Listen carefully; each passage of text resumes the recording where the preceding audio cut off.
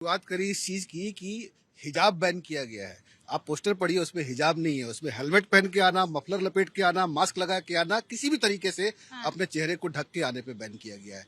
यही जो एक वर्ड है ना, इसी को कहते हैं उड़ता तीर पकड़ना। सब यही कर रहे हैं, उड़ता तीर पकड़ लेते हैं। वर्ड क्या है, मसला क्या है? किसी भी तरीके से चेहरे को ढक के आएंगे तो सीसीटीवी कैमरे में आपका चेहरा नहीं पहचान में आएगा। कल को कुछ घटना घटती है तो पहचान नहीं हो पाएगी। मामला ये है, लेकिन इसको कहाँ रंग दिया जा रहा है? हिजाब पहन के आने से बैन लगा दिया गया। ये हर बारी उड़ता तीर लेना जरूरी है क्या? आप जैसे हमेशा पूछते हैं ना, कौन सा कार्ड, इसी को कहते हैं विक्टिम कार्ड खेलना। कौन खेल रहा है विक्टिम कार्ड? देखिए, जितने नेता इसके बारे में बयान दे रहे हैं, सिर्फ हिजाब को क्यों पकड़ा उन्होंने? जब लाइनें लिखी गई हैं कि मफलर लपेट के आना, हेलमेट पहन के आना या चेहरा ढक के आना, किसी भी तरीके से चेहरा ढक के आना, ये हम बैन कर रहे हैं, तो उसमें क्या गलत है? सिक्योरिटी लिहाज से इस तरह के मेजर लेना कुछ गलत है क्या? हजारों ज्वेलरी के शॉप्स है, बड़े छोटे, जहाँ ये नहीं है चले जाइए वहां पर, अगर आपको दिक्कत है तो। ऐसा तो है नहीं कि सरकारी दफ्तर है यहाँ बैन कर दिया गया तो नहीं आ पाएंगे आप। आपके इसी शहर में आप घूम जाइए, लाइन से ज्वेलरी की शॉप्स है, छोटी भी है, बड़ी भी है, हर तरह की है। फीमेल वर्कर हर एक बड़े दुकानों में है। आपको जहाँ सुविधा होती है वहां जाइए। इसका मुद्दा क्यों बनाना है?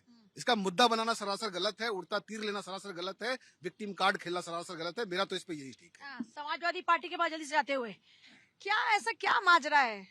इसीलिए चर्चा आज हमने की कि बस हिजाब सुना नहीं कि कान खड़े हो जाते हैं कि हिजाब आ गया, अब लपक लो मुद्दा। देखिए पूजा जी, ये खबर सुनने के बाद मुझे बिल्कुल हैरत नहीं हुई। तो ऑल इंडिया ज्वेलरी और गोल्ड स्मिथ फेडरेशन है, जिन्होंने इस निर्णय को लिया है, उनको निर्णय पर विचार करना चाहिए। मुंह को ढकना, ये जो अपनी धार्मिक आस्था है, इस पर अगर मुस्लिम महिलाएं कायम है, अगर वो अपने हिजाब को पहनती हैं, अपने नकाब को पहनती हैं, तो मुझे नहीं लगता कि इस पर किसी को दुख होना चाहिए। एयरपोर्ट है, मेट्रो है, ये बाजार है, जाके घूम के देख लीजिए। सब लोग आते हैं। जैन आएगा तो अपना मुंह ढक सकता है, हिंदू है, बौद्धिस्ट है, बहुत सारे धर्मों के लोग हैं जो अपने धर्मों का पालन करते हैं और इसकी व्यवस्था भारतीय संविधान में पहले से वर्णित है, तो वो पहन के आ सकते हैं। इस तरह से धर्म को लेकर टारगेट करना, और अगर किसी ज्वेलरी शॉप पर चोरी होती है, अपराध होता है, तो सवाल सरकार से होना चाहिए। जी पूजा जी, जहाँ तक अभी राहुल जी ने कहा, तो ये देखो अज्ञानता ही कहूंगा मैं, क्योंकि ये कभी जो अभी किया गया है, ये सुरक्षा की दृष्टि से किया गया है। इसमें दुकानदार सुरक्षित, दुकान सुरक्षित और ग्राहक सुरक्षित है। नहीं, अभी देखिए बात तो आ रही है, नहीं बात आ रही है पर्दे की आ रही है, ना कि वहाँ नकाब की बात आई है। और ये देखो होना भी चाहिए, ये तो अच्छी बात है। जब आने वाले समय में चुनाव हो तो मैं तो अनुरोध करूंगा सरकार से कि इसमें भी ये लागू करना चाहिए कि जो भी लोग वोटिंग करने आते हैं वो कोई किसी तरीके को नकाब लगा के ना आए। नकाब का मतलब हेलमेट से, मफलर से, रुमाल से, हर चीज से हो सकता है।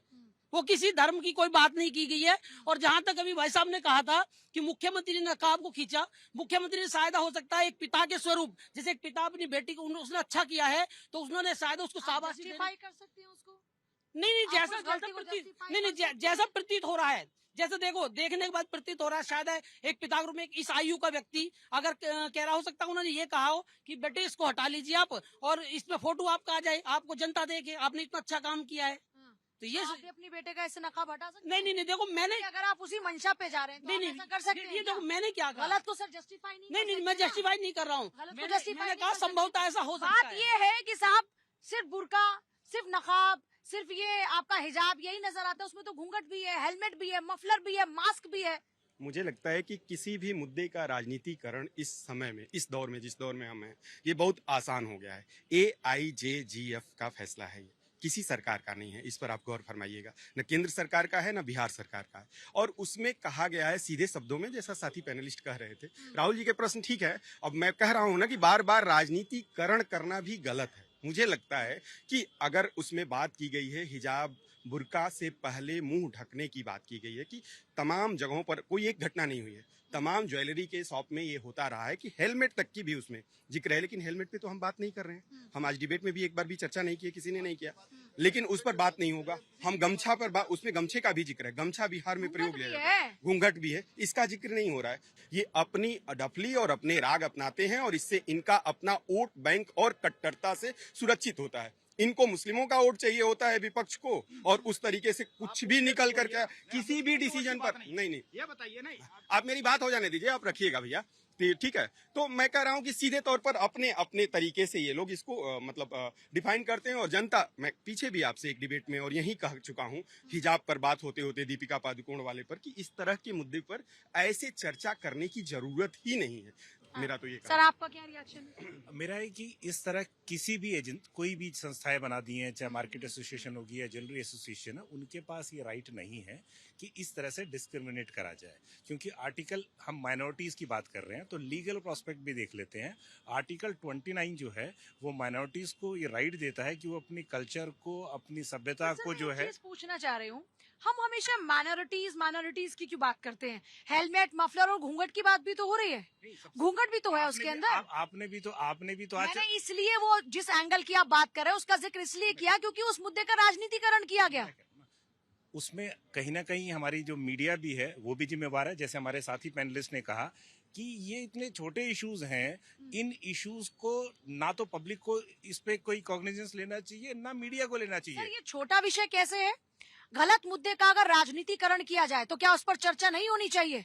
अगर कोई धर्म के नाम पर सिर्फ अपने सेलेक्टिव लोगों के लिए अप्रोच करने लग जाए तो क्या इस पर चर्चा नहीं होनी चाहिए? ये सामाजिक भेदभाव नहीं है क्या?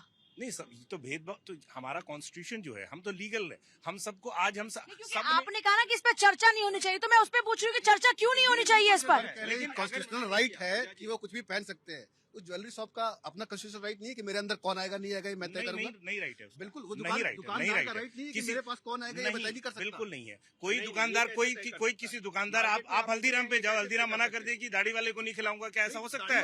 या क्या नाम है सब, या कोर्ट वाले को खिलाऊंगा? कौन आएगा नहीं आएगा नहीं, हम नहीं बिल्कुल कर सकते। सुरक्षा कारण अलग चीज है। तो ये सुरक्षा कारणों से निकाला गया निर्देश तो हम है। हम इस इसमें फैसले इसमें कहाँ गलत कुछ है? सर 2 मिनट है, हम इस फैसले को नहीं है, अगर सरकार को इस तरह के कोई, अगर ये लगता है कि सुरक्षा कारण है तो कोई मार्केट एसोसिएशन या कोई सराफा संघ जो है वो ना आके फिर सरकार को आगे आना चाहिए। सुरक्षा सरकार, मेट्रो में हम जाते हैं, अभी इलेक्शंस हुए थे, इलेक्शंस में बकायदा बिहार के अंदर ये था कि सिर्फ आपको अपना बुर्का या अपना हिजाब को उतार के अपना आइडेंटिटी को प्रूव करना पड़ेगा, कहीं कोई दिक्कत नहीं हुई। नहीं, तो यहाँ पे कोई आइडेंटिटी प्रूव करने की बात नहीं हो रही सर।